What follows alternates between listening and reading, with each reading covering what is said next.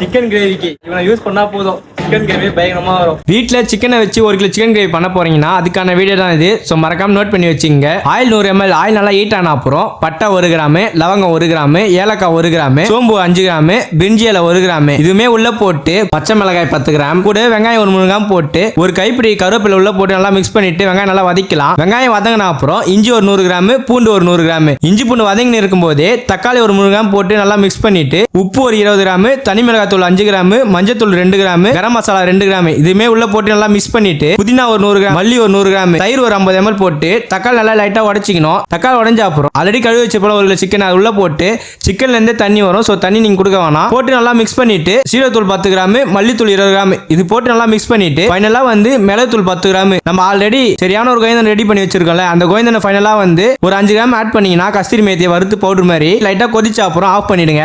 நீங்க எதிர்பார்க்க பக்காவான சிக்கன் கிரேவி ரெடி ஆயிடும். நீங்களே வீட்டில் ட்ரை பண்ணி பார்த்துட்டு எப்படின்னு சொல்லிட்டு கமெண்ட் பண்ணுங்க. அடுத்து என்ன வீடியோ வேணும்னு சொல்லிட்டு கமெண்ட் பண்ணுங்க. இது வரைக்கும் நம்ம பேஜை ஃபாலோ பண்ணாம இருந்தீங்கன்னா மறக்காம ஃபாலோ பண்ணி வச்சுங்க. அடுத்த நல்ல வீடியோ சந்திக்கலாம். Tata bye by.